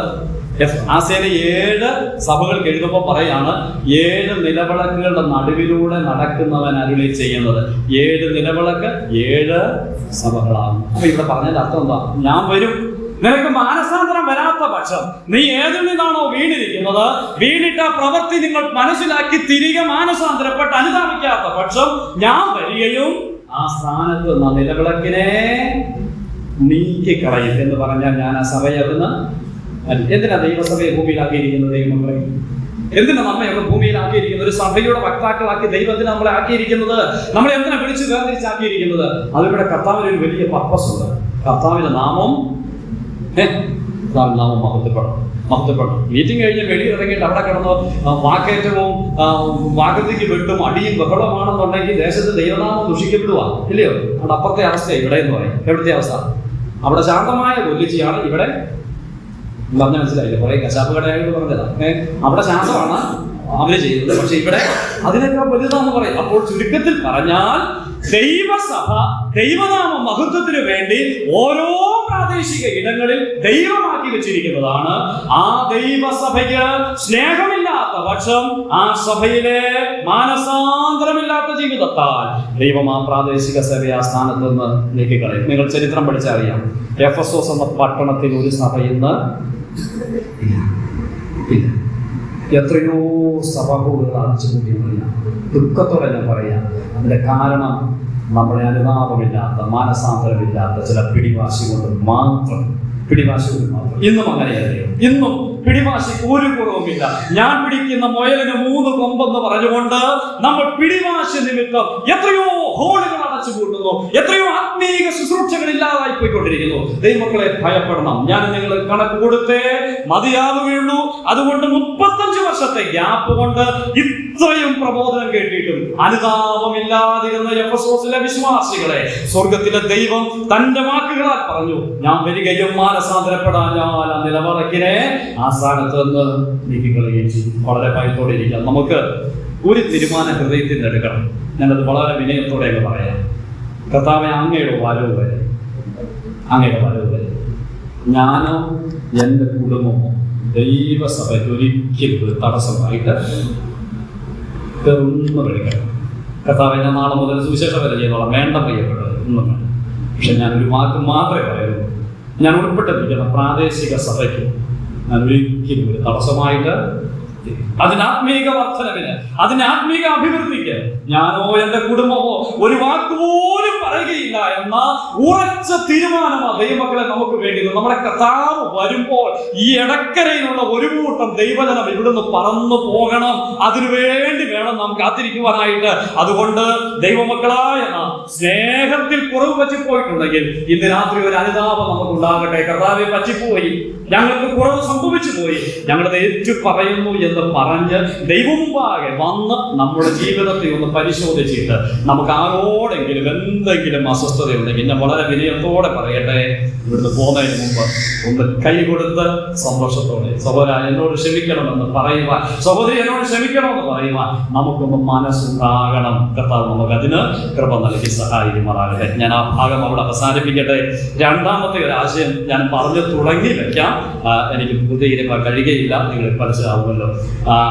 കുടുംബജീവിതത്തിന്റെ ഏറ്റവും പരമപ്രധാനമായ ഒന്നാമത്തെ വിഷയമാണ് നമ്മൾ കണ്ടത്. അത് സ്നേഹത്തിൽ അധിഷ്ഠിതമായിരിക്കണം. ഇനി രണ്ടാമത്തെ വിഷയം നിങ്ങളൊന്ന് നോക്കാം. എഫെസ് ലേഖനത്തിലേക്ക് ഒന്ന് വരാമോ? എഫെസ് ലേഖനം 5-ാം അധ്യായത്തിന്റെ 31-ാമത്തെ വാക്യം.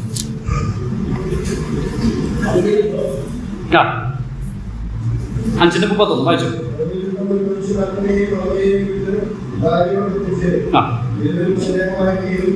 മതി. ഇനിയും ഉൽപ്പത്തി പുസ്തകം 2-ാം അധ്യായത്തിന്റെ 24-ാം കൂടെ വാക്യം. 24, 2:24.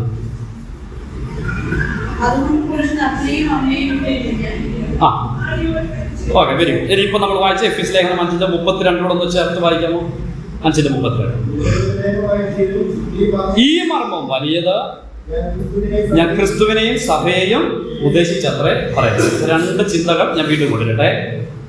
രണ്ടാമത്, കുടുംബജീവിതത്തോടുള്ള ബന്ധത്തിൽ പൗലോസ് പറഞ്ഞൊരുമ്പം പറയാണ്, അത് നിമിത്തം ഒരു മനുഷ്യൻ അപ്പനെയും അമ്മയും വിട്ട് ഭാര്യയോട് പറ്റിച്ചേരും, ഇരുവരും ഒരു ദേഹമായി. ഇന്ന് വരെ സയൻസിന് പോലും കണ്ടുപിടിക്കാൻ പറ്റാത്തൊരു കാര്യമാണ്. 2 എന്തായി മാറുന്നു? 1 ആയിട്ട് മാറുന്നു. ഇരുവരും ഒരു ദേഹമായി മാറുന്നു. അപ്പൊ ഭാര്യ ഭർത്താവ് ബന്ധത്തിൽ 2 തന്നെയാണ്. പക്ഷേ അതിൻ്റെ ആത്മീയ വശം ഞാൻ പറയാം. 2 2അല്ല, ഈ 2 കൂടെ ചേർന്ന് ഒന്നായിട്ട് തീരുന്നതാണ് എന്നത് പറയുന്നത് കുടുംബജീവിതത്തിന്റെ, ഭാര്യ ഭർത്തൃ ജീവിതത്തിന്റെ ഏറ്റവും വലിയ പ്രത്യേകത. അതുകൊണ്ടാണ് നമ്മൾ വായിക്കുന്നത്, ഭർത്താവിനോട് പറയുന്ന ഒരു ഉപദേശമുണ്ട്, സ്വന്തം ശരീരത്തെ പോലെ ഭാര്യയെ ചെയ്യും. ആരും തന്റെ സ്വന്തം ശരീരത്തെ തന്നെത്താൻ പകച്ചിട്ടില്ലല്ലോ എന്ന് വായിക്കുന്നു. എന്ന് പറഞ്ഞാൽ ഇത് നമുക്ക് കൊണ്ട് മനസ്സിലാക്കിയെടുക്കാൻ വലിയ ബുദ്ധിമുട്ടാണ്. 2 ഭാര്യയും ഭർത്താവുമാണ്, 2 ജെൻഡറാണ്, 2 കുടുംബത്തിലുള്ളതാണ്, 2 ഭാഷയിലുള്ളതാണ്, സംസ്കാരമുള്ളതാണ്. ഇതെല്ലാം ശരിയാണ്. പക്ഷേ വിവാഹം എന്ന ഈ ഏറ്റവും മേത്രമായ ഈ പ്രവൃത്തിയിലൂടെ എന്തായി തീരുക? 2 ഒന്നായിട്ട് മാറുക. ഈ 2 ഒന്നായിട്ട് മാറിയിട്ട് പൗലോസ് ചേർത്ത് പറയാണ്, ഈ മർമ്മം വലിയത്. ഞാൻ ആരെ ഉദ്ദേശിച്ചാ പറയണേ? ഞാൻ ക്രിസ്തുവിനെ സഭയെ ഉദ്ദേശിച്ചത്രേ പറയുന്നത്. അപ്പൊ വാസ്തവത്തിൽ ക്രിസ്തുവിന്റെയും സഭയുടെയും ഒരു നിഴലാണ് എന്ത് കുടുംബം ഭാര്യാഭർത്തൃ ബന്ധം.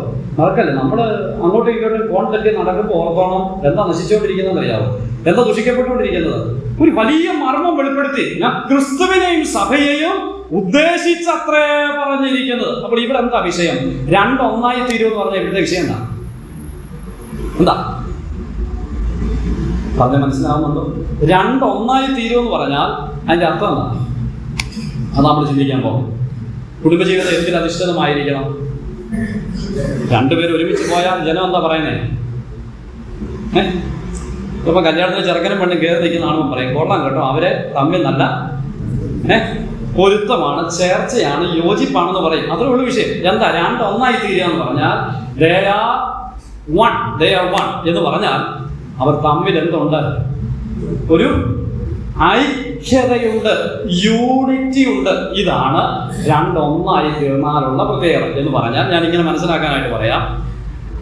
ഇതുവരെ എൻ്റെ അപ്പനും അമ്മയായിരുന്നു. ഞാൻ വിവാഹം കഴിച്ചപ്പോൾ എനിക്ക് ആരും കൂടെ കിട്ടി, വേറെ ഒരപ്പനെയും ഒരമ്മയും കൂടെ കിട്ടി. അപ്പൊ നമ്മൾ എന്ത് ചെയ്തു? രണ്ടൊന്നായി മാറിയത് കൊണ്ട് എന്റേതെല്ലാം നിനക്കും, നിന്റേതെല്ലാം എനിക്കും. പണ്ട് നമ്മൾ അന്ന് വീട്ടിൽ നിന്ന് കൊണ്ടുവന്ന ആ പെട്ടിക്കകത്ത് ഇപ്പോഴും നമ്മളെ വെച്ചേക്കുന്നെങ്കിൽ അങ്ങനെ ആയിട്ടില്ലെന്ന് അതിന്റെ അർത്ഥം.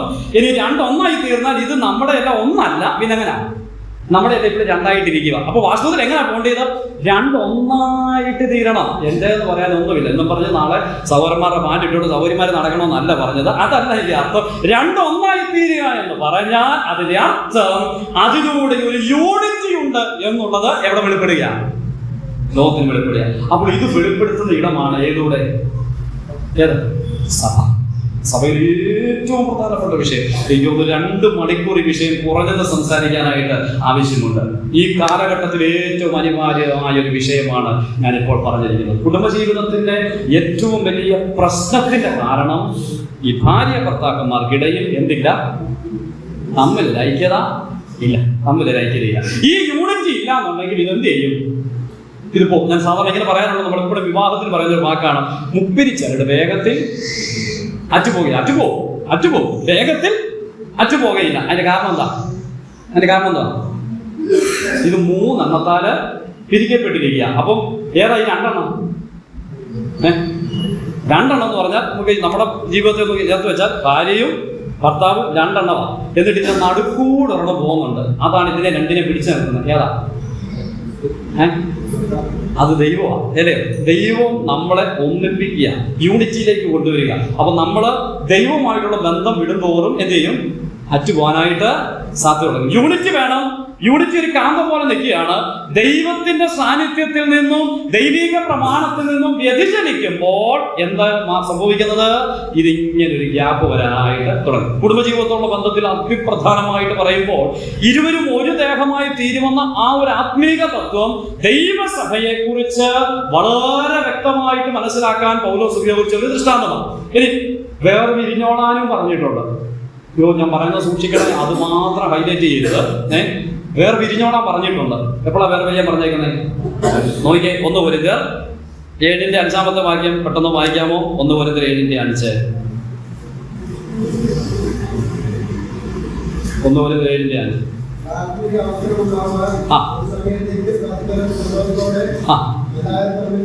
മതി, ശ്രദ്ധിച്ചേ. എന്തിനാ വേറെ വിരിയാൻ പറഞ്ഞത്? പ്രാർത്ഥനയ്ക്ക് അവസരമുണ്ടാവാൻ. പ്രാർത്ഥനയ്ക്ക് വേണ്ടിയാ പോകുന്നതെന്നും പറഞ്ഞുകൊണ്ട് പോകാൻ പറ്റത്തില്ല. ചിലര് 4-5 ആഴ്ചയൊക്കെ പോകും പ്രാർത്ഥനയ്ക്ക്. അങ്ങനെയൊന്നും പ്രമാണമൊന്നുമില്ല. പിന്നെ ആ പ്രാർത്ഥനയും വേണ്ട, ദൈവത്തിന് അത് കേൾക്കുകയും വേണ്ട, അങ്ങനെയുള്ള ആത്മീയ കൂട്ടായ്മ ഒന്നും വേണ്ട. പിന്നെ അവിടെ പറഞ്ഞേക്കുന്നത് പ്രാർത്ഥനയ്ക്ക് അവസരമുണ്ടാവാൻ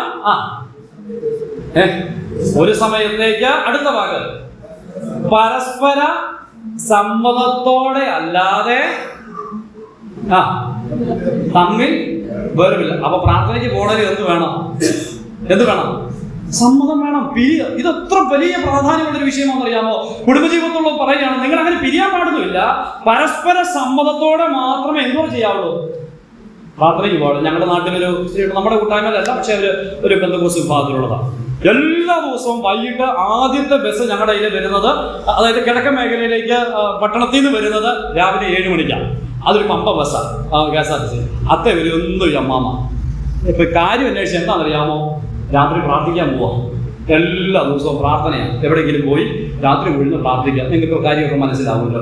രാത്രി മുഴുവൻ പ്രാർത്ഥനയാണ്. ആർക്ക് വേണ്ടി പ്രാർത്ഥന? ഇത് ആത്മീക ശുഷ്കാന്തിയല്ല. ഇങ്ങനെയല്ല ആത്മീക ശുഷ്കാന്തി എന്ന് പറയുന്നത്. ഇവിടെ ഒരു അടിസ്ഥാനപരമായ പ്രമാണമുണ്ട്. ഭാര്യയും ഭർത്താവും അവർ രണ്ടുപേരും ഒന്നായിട്ട് തീരുന്നു. പിന്നെന്താ പ്രമാണം? ദൈവവചനത്തിന്റെ അടിസ്ഥാനത്തിൽ പരസ്പര സമ്മതത്തോടെ അല്ലാതെ എന്ത് ചെയ്യാൻ പാടില്ല? പ്രാർത്ഥനയ്ക്കായിട്ട് പോലും വേർപിരിയാൻ പാടില്ല. അപ്പോൾ ദൈവത്തിന്റെ വചനം എത്ര കൃത്യമായിട്ടാണ് ആ യൂണിറ്റി ഒന്ന് ചൂണ്ടിക്കാണിക്കുന്നത് നോക്കിയേ. ആ യൂണിറ്റിയുടെ പ്രാധാന്യം അത്രത്തോളം വലുതാണ്. ദൈവമക്കളെ, ഞാൻ കുടുംബത്തെ അവിടെ വിടുകയാണ്. ഇനി നമുക്ക് നമ്മുടെ സഭാ ജീവിതത്തിലേക്ക് ഒന്ന് വരാം. യൂണിറ്റിക്ക് വളരെ പ്രാധാന്യമുള്ളത് കൊണ്ട് നമ്മുടെ ക്രിസ്തീയ ജീവിതത്തിൽ ദൈവസഭയുടെ നിലനിൽപ്പിനും ഞാൻ ഓർപ്പിച്ചതുപോലെ 7 പില്ലറുകളെ മനോഹരമാക്കി തീർക്കുവാൻ ദൈവമാക്കിയിരിക്കുന്ന രണ്ടാമത്തെ ഘടകമാണ് എന്ത്? ഐക്യത എന്ന് പറയുന്നത്. ഐക്യത 133 സങ്കീർത്തനം വളരെ വലിയ സങ്കീർത്തനമാണ്. 1-ാം വാക്യം എന്താ? ഇതാ സഹോദരന്മാർ ഒത്തൊരുമിച്ച് വസിക്കുന്നത് എത്ര ശുഭവും എത്ര മനോഹരമാണ്. അതും ഈ പറഞ്ഞ പോലെ കുറെ വിശദീകരിച്ചു കൊടുത്തിട്ടുണ്ട്. അങ്ങനെ അത് വസ്ത്രത്തിന്റെ പിളമ്പിലേക്ക്, നീണ്ടു കിടക്കുന്ന താടിയിലേക്ക്, അഹരോന്റെ താടിയിലേക്ക് തന്നെ ഒഴുകുന്നതായി അവന്റെ തലയിലെ വിശേഷ തൈലം പോലെ. അടുത്ത വാക്ക് നോക്കിക്കേ. ഹെർമോൻ പർവ്വതത്തിൽ പെയ്യുന്ന സിയോൻ പർവ്വതത്തിൽ പെയ്യുന്ന ഹെർമോന്യ മഞ്ഞു പോലെയും മാറുന്നു. അവിടെയല്ലോ യഹോവ അനുഗ്രഹവും ശാശ്വതമായുള്ള ജീവനും കൽപ്പിച്ചിരിക്കുന്നു. എവിടെയാ യഹോവ അനുഗ്രഹം കൽപ്പിച്ചിരിക്കുന്നത്? എവിടെയാ ദൈവമക്കളെ?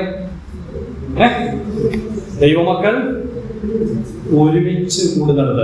അത് മനസ്സിലാക്കാൻ സിയോൻ പർവ്വതത്തിൽ പെയ്യുന്ന ഹെർമോന്യ മഞ്ഞു പോലെയുമാകും. എന്താ അത് പറഞ്ഞതിന്റെ കാരണം? ഈ ദൈവമക്കൾ ഒരുമിച്ച് കൂടുന്നതിനെ സൂചിപ്പിക്കാൻ ഉപയോഗിച്ചിരിക്കുന്ന ഒരു ജിയോഗ്രഫിക്കൽ വേർഡാണ് ഹെർമോന്യ മഞ്ഞെന്ന് പറഞ്ഞത്. എന്താ ഹെർമോന്യ മഞ്ഞ്? മഞ്ഞ് വീഴുന്ന നാട്ടിൽ ചെന്നാൽ അറിയാം. മഞ്ഞ് വീണാൽ പിന്നെ അവിടെ എന്തേ ഉള്ളൂ?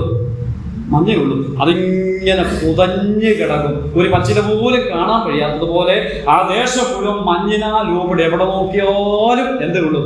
മഞ്ഞേ ഉള്ളൂ. ഇതുപോലെ ആയിരിക്കണം ദൈവമക്കൾ ഒരുമിച്ച് കൂടുന്നത്. അങ്ങനെ ദൈവമക്കൾ ഒരുമിച്ച് കൂടുന്നിടത്ത് സ്വർഗത്തിലെ ദൈവത്തിന് എന്ത് ചെയ്യാൻ പറ്റുമെന്നാണ് പറഞ്ഞത്? അനുഗ്രഹവും ശാശ്വതമായുള്ള ജീവനും കൽപ്പിച്ചിരിക്കുന്നത്. അപ്പോൾ ദൈവമക്കൾക്കിടയിൽ യൂണിറ്റിക്ക് വളരെ പ്രാധാന്യമുണ്ട്.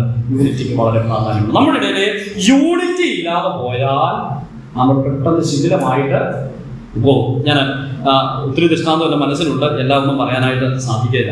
നമ്മൾ ഈ 1-ാം നൂറ്റാണ്ടിലെ സഭ എപ്പോഴും വിലയിരുത്താറുണ്ട്. 1-ാം നൂറ്റാണ്ടിലെ സഭ ഈ കാലഘട്ടമായിട്ട് വിലയിരുത്തുമ്പോൾ 1-ാം നൂറ്റാണ്ടിലെ സഭയ്ക്കുണ്ടാകുന്ന ഏറ്റവും വലിയ പ്രാധാന്യം സഭ എന്ത് ചെയ്യും? വളർന്നുകൊണ്ടേയും അവർക്ക് എപ്പോഴും വളർച്ചയായിരുന്നു. ആ പത്രോസിന്റെ പ്രസംഗം കേട്ട് 3000 പേര് അവരോട് ചേർന്നു. പിന്നെ അങ്ങ് പെരുകുക, സഭ പെരുകുക. ഈ പെരുകുന്നതിന് കാരണം എന്തായിരുന്നു? പോകുന്നിടത്തെല്ലാം അവർ സുവിശേഷം പറഞ്ഞത് പറയുന്നുണ്ട്. പക്ഷെ ഇത്ര വലിയ തീവ്രവാദികളുടെ മുമ്പിൽ പോയി സുവിശേഷം പറയുമ്പോൾ ഇവരിത് കേൾക്കുന്നുണ്ട്. അപ്പൊ ഈ സഭ പെരുകുന്നതിന് ഒരു കാരണങ്ങളുണ്ട്. എന്താ കാരണം എന്നറിയാമോ? സുവിശേഷം പറയുന്നതാണ്. പക്ഷെ ഈ സുവിശേഷത്തിന് യോഗ്യമായ ഒരു ജീവിതവും ഇവർക്ക് ഉണ്ടായിരുന്നു. നിങ്ങൾ ഇന്ന് വന്നേ പെട്ടെന്ന് ഞാൻ അത് പറഞ്ഞ് അവസാനിപ്പിക്കാൻ എൻ്റെ മുമ്പാകെ സമയമുള്ളൂ. പെട്ടെന്നൊന്ന് വരാമോ? പ്രവൃത്തിയുള്ള പുസ്തകം ഓടി വരാമോ? പ്രവൃത്തിയുള്ള പുസ്തകം 4-ാം അധ്യായം. പ്രവൃത്തിയുള്ള പുസ്തകം 4-ാം അധ്യായം 24-ാമത്തെ വാക്യം. 4:24.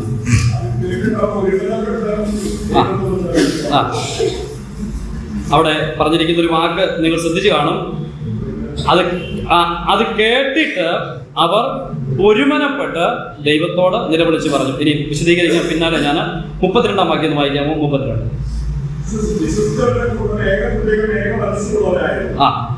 വായിച്ചു.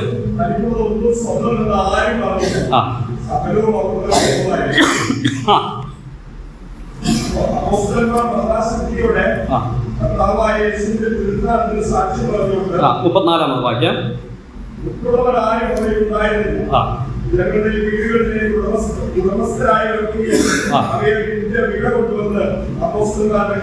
മതി, നിങ്ങൾ ശ്രദ്ധിച്ചേ. ഈ ഭാഗത്തെല്ലാം കൂടുതൽ ഉപയോഗിച്ചിരിക്കുന്ന ഒരു വാക്കുണ്ട്. അവരെന്താ വാക്കെന്ന് അറിയാമോ? അവർ ഏക ഹൃദയവും ഏക മനസ്സും ഉള്ളവരായിരുന്നു. അവർ ഒരുമനപ്പെട്ട കൂടി വന്നു. വലിയൊരു പ്രതിസന്ധി വന്നു. ന്യായാധിപ സംഘത്തിന് മുമ്പാകെ കൊണ്ടു നിർത്തിയ അപ്പോസ്തലന്മാരെ വലിയ പീഡയിലൂടെ കടന്നു പോകാൻ തുടങ്ങുന്ന ഒരു സാഹചര്യമാണ്. ഉടനെ രാഷ്ട്രീയപരമായിട്ട് സ്വാധീനിക്കാനൊന്നും അവർ പോയില്ല. അവരെന്ത് ചെയ്യുന്നറിയാമോ? അത് നമ്മൾ വായിച്ചത്. അത് കേട്ടിട്ട് അവർ ഒരുമനപ്പെട്ട് ദൈവത്തോട് നിലവിളിച്ചു. ഇന്ന് ദൈവം പ്രവർത്തിക്കുമോ? ദൈവമക്കളെ പ്രവർത്തിക്കുമോ? ആത്മാക്കളെ ദൈവം തരുമോ? ഇന്ന് സുവിശേഷത്തിന് ഏതെങ്കിലും തടസ്സമുണ്ടോ? ഒരു തടസ്സവുമില്ല. നമുക്കിന്ന് ഏറ്റവും കൂടുതൽ പ്രവർത്തനങ്ങളുണ്ട്. എല്ലാ മേഖലയിലും പ്രവർത്തനമാണ്. പക്ഷെ ഫലങ്ങൾ നമുക്ക് ഇല്ല. എന്താ കാരണം മനസ്സിലായോ? ഒറ്റ കാരണമേ ഉള്ളൂ. നമ്മൾ ദൈവസന്നിധിയിൽ ഒരുമനപ്പെട്ട ഒറ്റ ഹൃദയത്തോടെ മുട്ടിന്മേൽ നിൽക്കാൻ മനസ്സ് കാണിച്ച ഏത് പ്രതിസന്ധിയും ദൈവം അവിടെ നമുക്ക് വേണ്ടി മാറ്റിത്തരും. വിശ്വസിക്കണം ദൈവമക്കള്.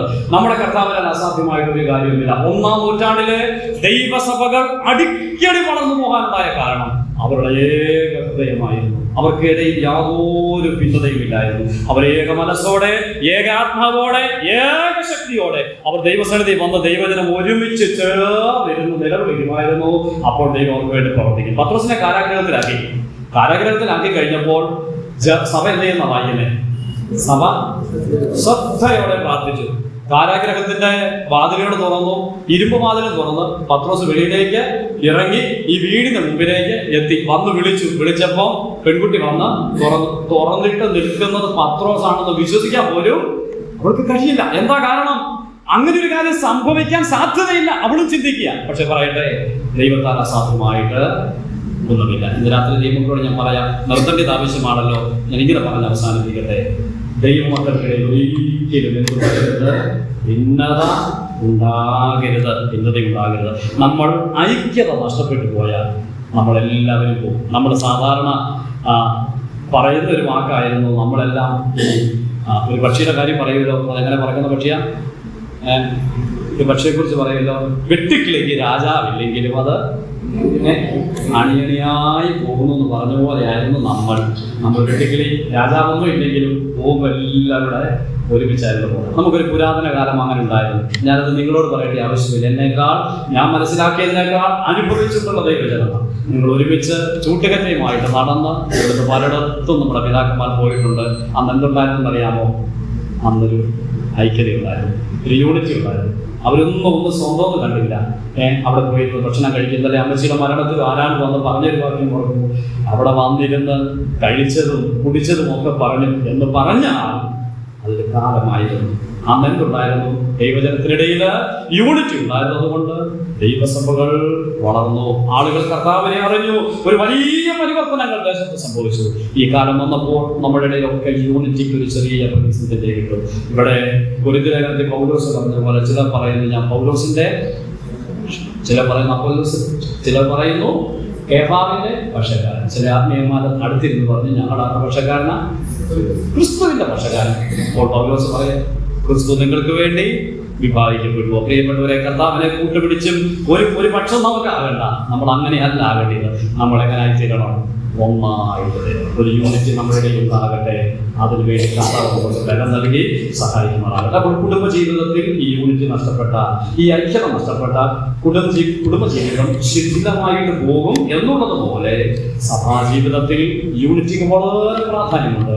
യൂണിറ്റ് നഷ്ടപ്പെടാതെ നമുക്ക് കാത്തു സൂക്ഷിക്കാം. നമ്മളിലുള്ള ഐക്യം നഷ്ടപ്പെടാതെ ആത്മാവിന്റെ ഐക്യത, സമാധാന ബന്ധത്തിൽ കാത്തു സൂക്ഷിക്കാൻ കർത്താവ് നമുക്ക് കൃപ നൽകി സഹായിക്കുമാറാകട്ടെ.